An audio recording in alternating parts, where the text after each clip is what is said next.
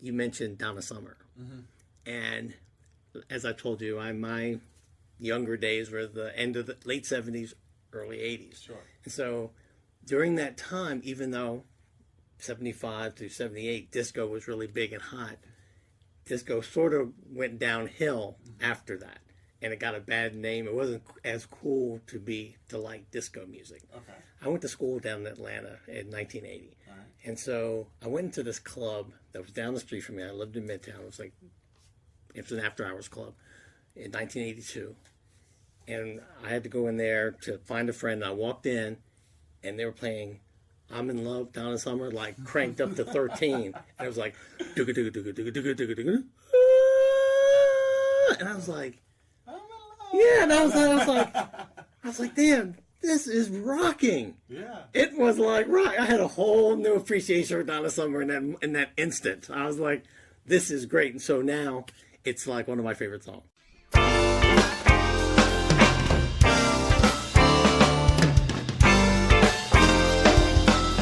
Hello and welcome to another episode of the Real Estate, Wine, and More podcast. I'm your host, Howard Fletcher, and this season, season 2, I'll be recording most of my shows where I am tonight at the fabulous Bethesda Salt Cave. Hit it, Russ. Why don't I go downtown for a bucket of netball? Mac and cheese and a side of peas. I wanna go downtown for a bucket of netball. They're right next door to the Tasty Free. The Bethesda Salt Cave is a spa located in the heart of downtown Bethesda with a room lined wall to wall and ceiling to floor with imported Himalayan salt. Himalayan salt is said to offer a number of health benefits, and it's a wondrous and wonderful place to relax, reflect, and have some great conversations. I am very grateful to Max Bachman, one of the owners of the Salt Cave, and the good people who work down here who have welcomed me here and allowed me to use this fantastic setting to record my interviews for this season. And oh, by the way, that's why I'm calling this season Voices from the Salt Cave. Pretty clever, huh? Yeah, I know. I'm energized and excited to be back speaking to all of my listeners, and I'm looking forward to a great big season of stimulating and interesting guests. My vision for this series of conversations was to engage with people who are creators and innovators. You know, folks like musicians, painters, chefs, writers, entrepreneurs, all kinds of people. In a nutshell, I want to talk to people who use their talents and skills to change the world around them, you know, hopefully for the better. So that brings me to my guest today. My first guest was going to be an innovator and master from the world of dessert cuisine and baking. Unfortunately, we had a schedule conflict at the last minute, so she'll be here next week. So I had to see if I could find someone to step into her shoes to do the interview that I had scheduled and do it earlier than I expected. We were going to have this person later on in the season.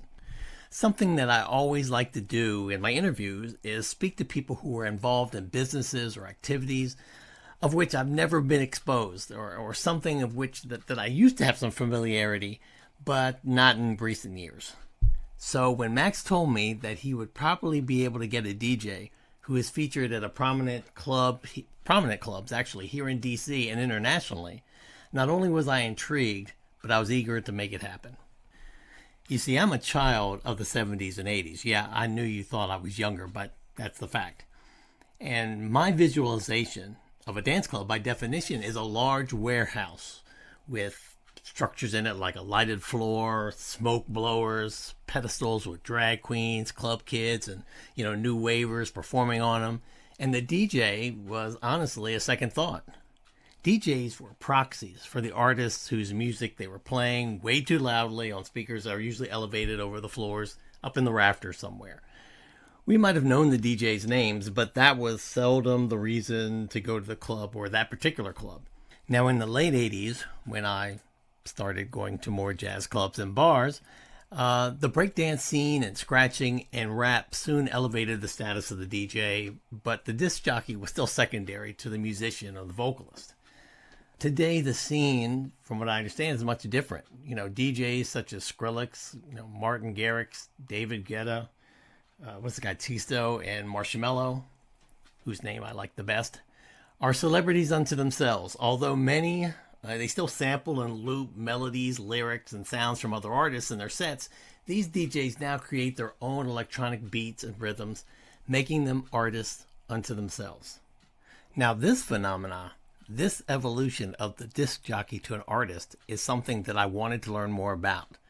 Fortunately, my guest was much more interesting and relevant than that mundane topic. So please stick around and listen to my conversation with Dastan.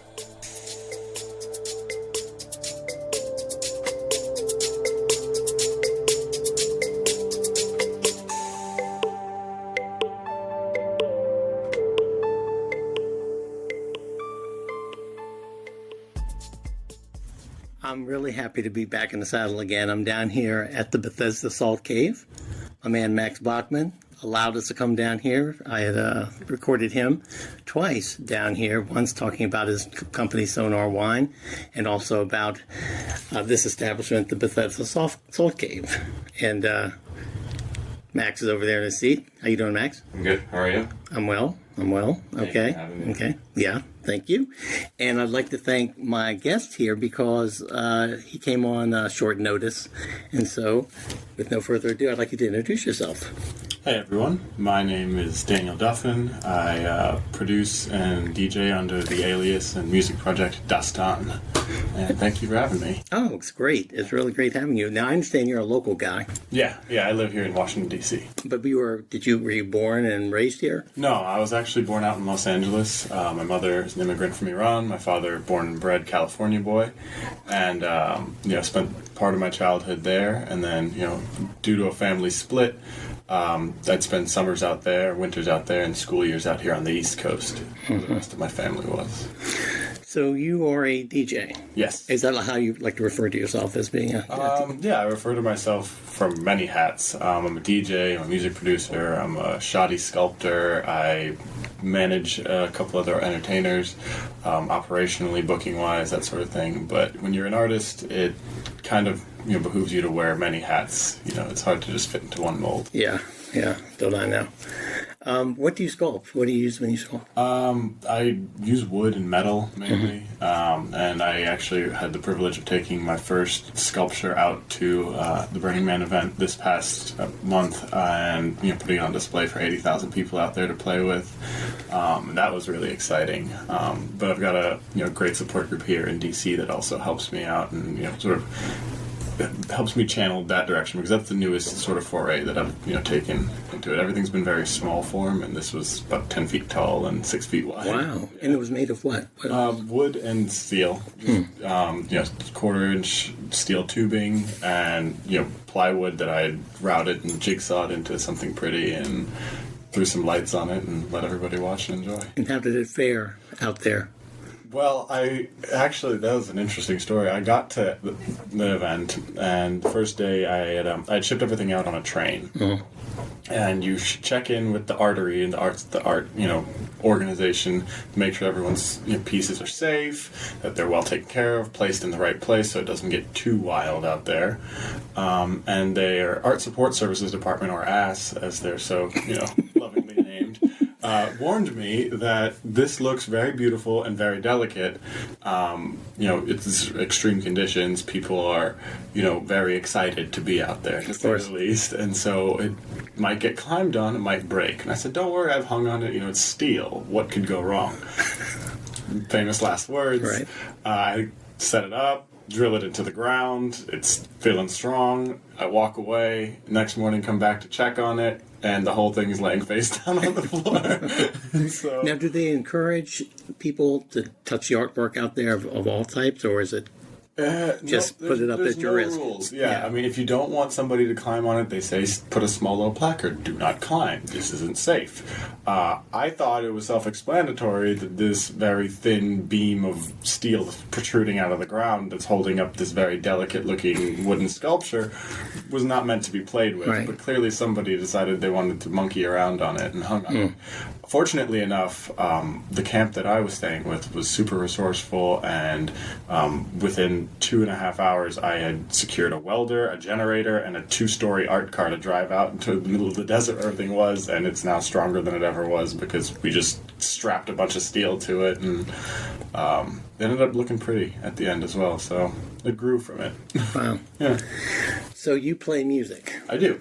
Okay. Now, where do you play music in D.C.? In D.C., I am a resident DJ at El Techo. I used to have residency at 18th Street Lounger's historic place. My mom used to hire babysitters so that she could go out and dance there when I was a kid. I used to hang out at the 18th Street Lounge. It's still very cool. Their Sunday nights are legendary. Sam Burns is, like a local hero. And I also play out at Flash Nightclub and U Street Music Hall. I actually will be playing at U Street Music Hall 2 nights from now, Saturday night. It'll be Flash 2 weeks from now at the end of the month. But yeah, I do a pretty solid rotation of each one of those spots once, twice a month, just to not oversaturate myself out here. Okay, all right. I have an 18th Street Lounge story. Tell me. Do they still have that fireplace, that big fireplace, and they burn live fires in there? Absolutely. Okay, I was in there, and this had to be like 20 years ago, and it was hot. I mean, that fire, it was huge. And everyone was in there with like big beads of sweat like coming down their face. And it was just, everyone was wet, but everyone was just so cool that they were pretending like it wasn't going on. And it was like burning up in there. And my cousin and I had to laugh because it was kind of ridiculous. But I love that place. And the fact that you played there is pretty impressive. Yeah, I luckily, fell into that through a friend of a friend, like anything happens here in DC. And they decided to give me a shot, and this was sort of as I was cutting my teeth as a DJ, and I had played around the club circuit a little bit and really was finding my own sound instead of just sort of playing what I thought should be done.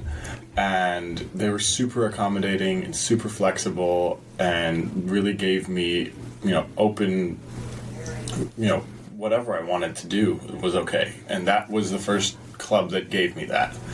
And people started responding positively to it, and I would see regulars, and that really sort of laid the foundation for me to then sort of move out of there as well, because eventually my creativity hit a limit for their flexibility, and it was really with a really warm embrace that we said, all right, well, this is run its course, and we're going to move on from there. And that's where more alternative or underground places like Flash or E Street Music Hall come into play, because they can accommodate that different sound, whereas ESL is a staple of DC, and there's an expectation, and they've got their salsa night, they've got their reggae night, they've got their house music Sundays. So really, really happy to have had that experience with them. Okay, well, tell me about your own sound, because this is really when Max told me I got somebody to come speak to you, and he's a DJ. I was real excited because I've been out at the club scene for quite a few years. I'm probably about twice your age, literally. And so I grew up like in the club scene, or when I went out to clubs in the 70s and 80s. And as I mentioned to you before we started recording, it was like the big industrial places. And DJs back then, those that developed some level of renown, it was because they were very skilled at mixing music of bands. Yeah. So a particular style, someone might be known because they were really adept at mixing Parliament Funkadelic with Led Zeppelin or something like that. Or this guy can take some metal and mix it up with some R&B in a really creative way. The music I hear now I don't go to clubs a lot now, so you'll have to tell me this, but the times that I have, the music isn't recognizable to me as much as samples. There is some looping and some stuff that's done with sampling, but a lot of it seems to be a unique sound. Yeah. So number one is, where are those sounds coming from? Where are you getting these sounds? And how would you define your style as a DJ compared to some others? Sure. I think there's so many layers to those questions. So I guess to start, where do people find these sounds? It comes from a product of like technology and the way it's advanced in the last 30 years, 40 years. I mean, the way that people were creating music back then was on tapes and pressing vinyls, and you were only so limited to how many hands you had and how many channels you had in a mixer. Now anybody with a MacBook Pro can, sit in their bedroom or basement, and they'll have access to programs just the same as somebody in a $100,000 studio does. And you can take synthesizers that are normally priced way out of anybody's reach and digitally recreate them very close to what an analog system would sound like. And so those sounds are coming from the product of so many people having access to this creative, they call them DAWs, digital audio workstations, as well as this freedom of information and everybody sharing everything. I mean, I'm a member of a couple different sample pools that are online where I can go and I can pull sample packs that my favorite DJs have compiled and put together in their free time. I can pull from nature sounds. I take my own recorder out with me, and if I hear some guy drumming on the street and I like his groove, I'll throw him $20 into his bucket, and I'll sit there and I'll record him for 10-15 minutes, and then I can take that back and I can cut it up and do with it what I will. But really, I think what's changed the most is that everything has gone digital. We can create it all in our computers, and we have access to way more than we should be able to afford, which is a blessing and a curse because, having no limit makes it impossible to force creativity. And then you're not stuck with just grabbing records at the shop and then going and splicing them up on turntables and sampling that way. You can do that and then so much more. I mean, I carry a USB key in my pocket with 20,000 songs on it. Imagine that record crate with you coming into a night. Right. Impossible. So how much of your music on a given night, in a guess, I'm sure it changes, is spontaneous as far as you pulling from that key and pre-recorded when you're sitting in your basement with your 20 tracks and you can mix stuff up? 0% pre-recorded. Okay. Because the way that I operate, if I'm performing for anyone, anywhere, whether it's, sometimes I'll pick up my friend's gig at the Four Seasons doing tea time because I want to do something super down-tempo and slow. Yeah. And I love her, and she's, just the classiest lady, and sometimes ask for help and trust few people. And sometimes I'll be... It's a nice room, too. Yeah, and it's a nice room, and sometimes I'll be in Belgium playing on a plane for everyone coming over from the U.S. For a 100,000 person festival. Those are two very different sounds, and there's no way that I can predict how people are going to react to that. So in advance of any sort of performance, like 2, 3, 4 days in advance, if not longer, I'll sit down and I'll imagine, how is this night going to go? How is this day going to go? Who would be in the room? What would they like? And what do I want to show them that they might not have seen before? And if it's a 3-hour show, I'll plan for probably 12 hours of music in my little record crate that I'll create, my digital crate. And once I arrive there, I've already sort of sorted out what would be the beginning, middle, and end of this story. But it could change on a dime. I mean, I could have been completely wrong, and that's happened so many times over. I think that, this is going to be an Afrobeats crowd, and everybody's jiving to the one disco sample that came in there. All right, well, we're doing a hard left now, and we're going, completely down this route, and we're going to pull back the old horse meat disco tracks from the 90s, and everyone's going to have a good time. It's a little bit of planning, a little bit of premonition, but a lot of being quick on your feet and paying attention to what's going on. And then if it's a room that I've played many times before, I don't spend as much time, premeditating what this crate would look like, and I'll maybe throw in 10 or 15 must-haves for that night that I really want to show. But I could play it off the cuff because I do have that massive backlog that I can play with, and it's just knowing your library at the end of the day. So when you play your club that you're in now, El Techo? I play at El Techo pretty frequently. I play at Flash pretty frequently. In Flash? Yeah. What is the vibe there? What kind of music do you play there? 2 different times, 2 different places. For El Techo, it's more consistent when I play. I don't like genres that have developed closely in this dance music scene because I think it's just ways for people to separate and alienate within it. it's all rooted in house music. It's all rooted in disco. And it's taken these longer form directions. My personal sound, if we had to put names to it, would have descriptors like progressive, like Afro, like melodic, deep, down-tempo, but sometimes it also goes down techno route. Sometimes I will, play a full disco set. Just 2 weeks ago, again, when I was out at Burning Man, I played for my friends over at the Costume Cult, which is a collective and camp based out of New York City. And I did a totally funk set, 2.5 hours. So they range and vary, but El Techo is a very jungly sort of venue. It's not a nightclub by any means, but definitely, I don't want to call it a lounge. They serve food, but it cuts off at a certain hour, and they stay open late. Sometimes it's secretly open, and it's just a cool space. And I try and curate that sort of Ibiza, Tulum energy there. Flash is very different because they've got multiple levels, and I played a lot with their Sunday Love series, which was an amazing intimate party where they bring in acts that they wouldn't normally have, and it's always Sunday afternoons into late into the evening. I was fortunate to have a lot of my friends who were from out of town coming in and playing as well, so I got to both spend time with them and get behind the decks with them, and that's a great way to catch up with somebody. That usually also airs on that sort of tribal, down-tempo-y type thing because it's after a long weekend of partying. People are out Thursday, Friday, Saturday night, and they come back to the nightclub on a Sunday midday. You don't want to smack them in the face with right. the floor sort of kick drum. And so you curate something that's maybe got some piano riffs in it. Maybe it's got some violin thrown in here. Maybe it's the old vocal sample that everyone can recognize and throw their hands in the air to. Donna Summer might make an appearance here or there. But, yeah. If I'm doing a Friday night there or a Saturday night there, you better expect, something that'll make you sweat and stay on the floor.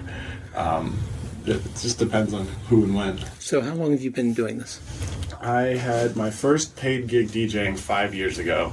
I'd always, before that, sort of wanted to be a DJ since I was a little kid, and my first AOL screen name was like DJ this or DJ that when I was 10 years old. Right. And in high school, I was playing around on the computer with different electronic sort of programs that I didn't really get any hardware until I was in college, and I played around with fraternity parties or whenever was accessible. Anybody would hear me.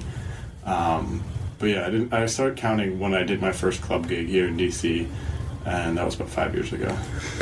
I'm going to ask you about how you got into this business. Sure. When we come back. All right. Okay? Stay tuned.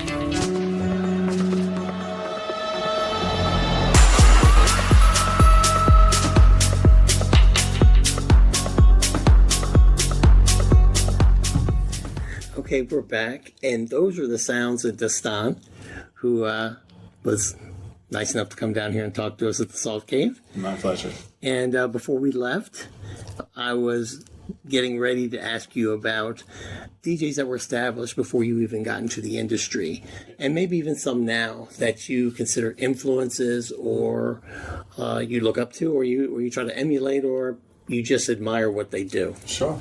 Yeah, I mean, it all started with hip-hop for me, okay. when I was really young. And then one of my first jobs, I was working in a Vans skateboard shop in Maryland, near where I grew up.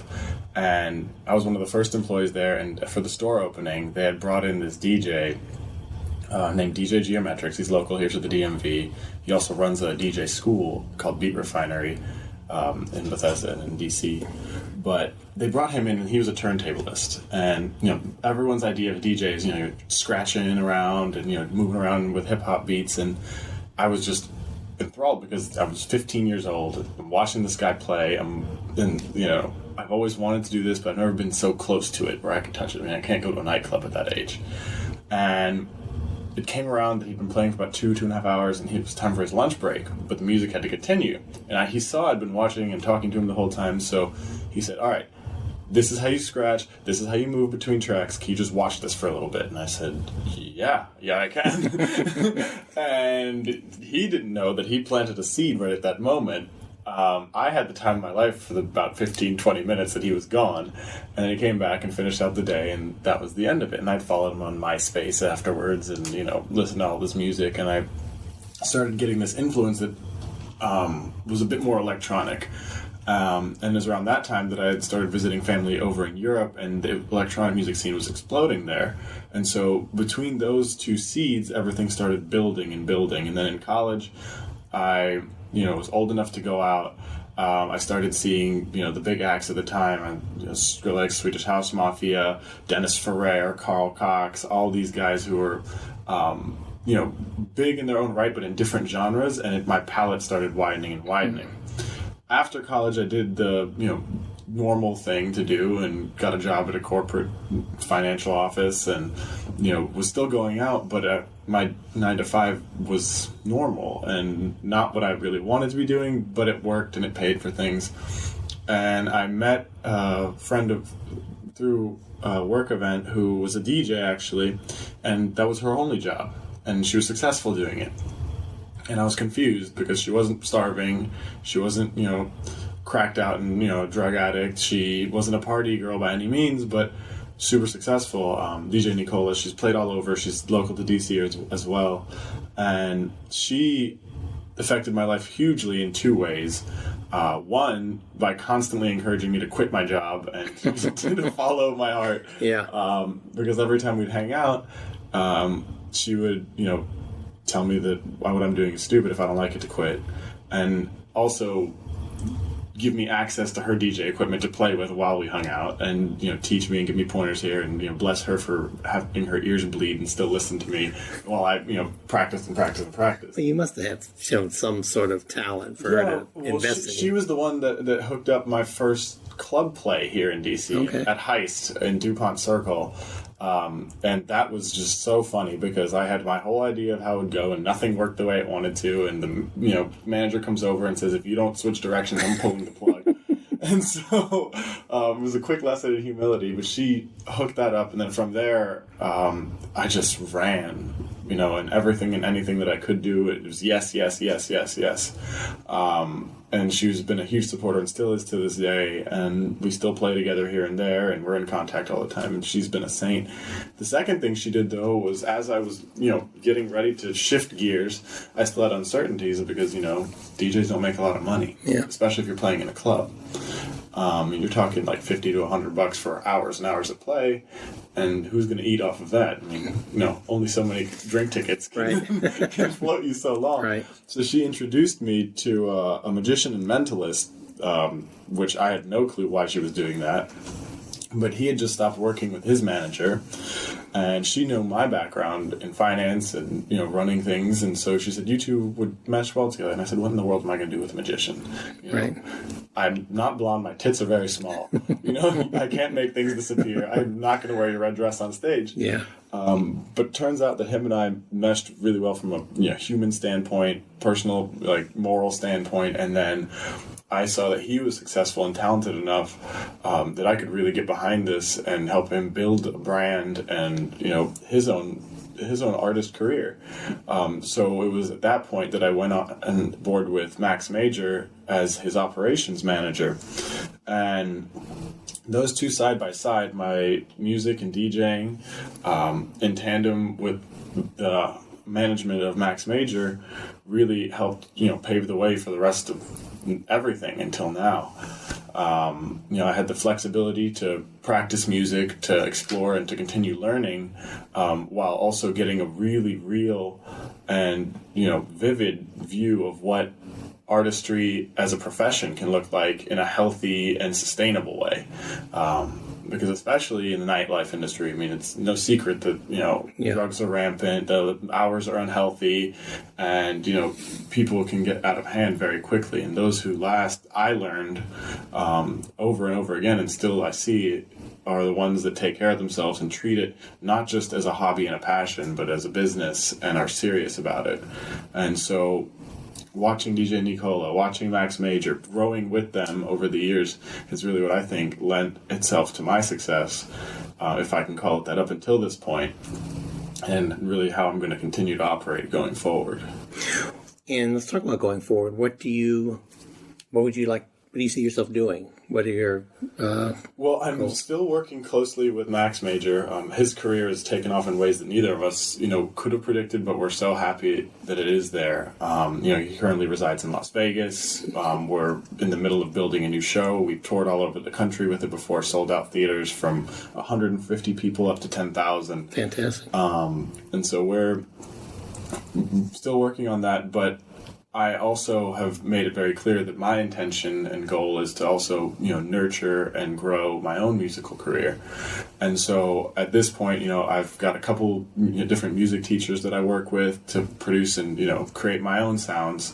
And then I've been playing anywhere and everywhere I can, but still a bit more selectively, just a little more prestige, a little more intention behind what I'm doing versus just being hungry enough to snap at anything that, shows up. And it's been a really beautiful balance that I want to sort of continue until my music engulfs and overlaps with Max's management and doesn't leave much room for it.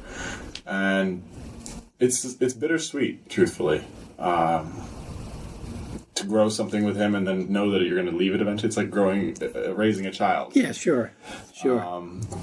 But the dream, to answer your question in a sentence, is to have the music take over.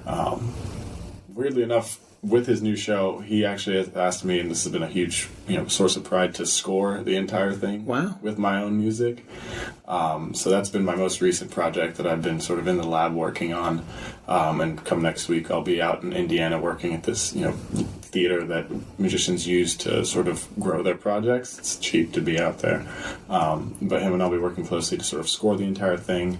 And then, try to bring something different to the stage that hasn't been done before. I mean, magic acts have been magic acts for almost 100 years, but to have a live DJ on stage playing music while it's going and have that back and forth interaction, kind of like Dr. Dre and NWA had. Yeah. One guy says something, he slacks back with a sample and everything. It becomes like a whole interplay that I think would be really engaging for the audience. That place is like a petri dish, Vegas.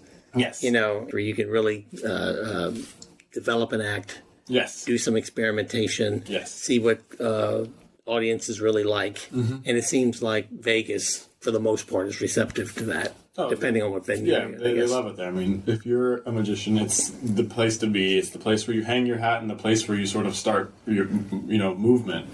And so I hadn't really spent much time out there off the Strip. And, he had recently moved out there, and I spent about 2 weeks with him just sort of spitballing ideas and getting our ducks in the row before we started really testing out these new ideas.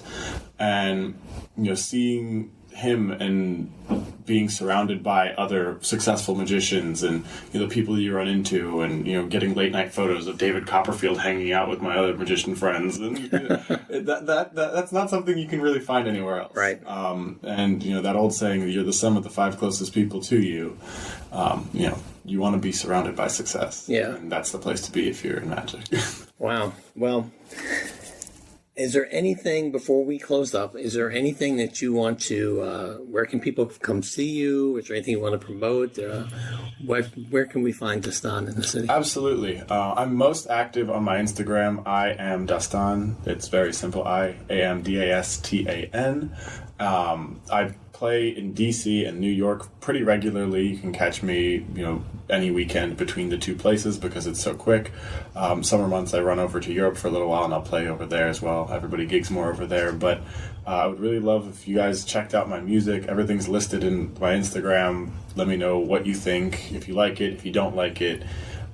If you want to just say hello, I'd love to hear from you. You'll also see a lot of the insight into the magic world that I have there too. I've really been super intentional about trying to document and share what's been going on because I realized it's a little more interesting than I gave it credit for. So, thank you for having me. No, thank you for being here. I really appreciate it. I learned quite a lot, like I expected to, because, like I said, I haven't been in the club scene as much as I was in my younger days. Listen, I appreciate you spending a little time with us down here in the Salt Cave. Absolutely. I look forward to seeing you in Vegas, in New York, and anywhere else in the galaxy. Okay? Thank you so much. Thank you. Have a good day. Bye-bye.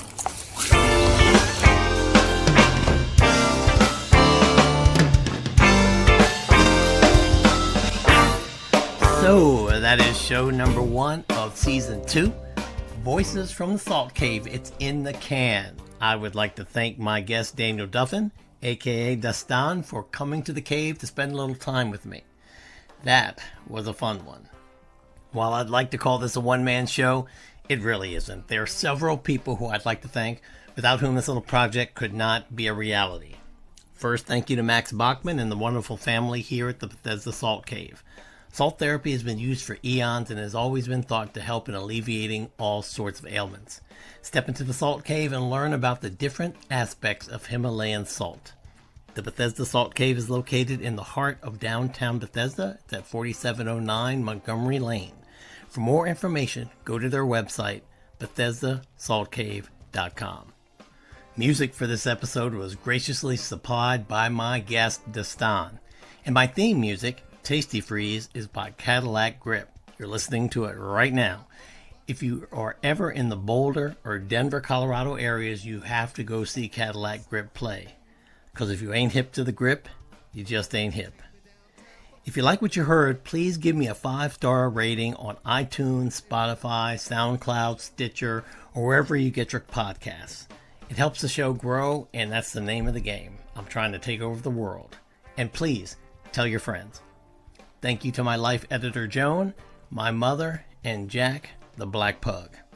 The Real Estate, Wine, and More podcast was written, recorded, produced, and screwed up by me. I'm Howard Fletcher. I'll see you next time. Thanks for listening. Bye-bye.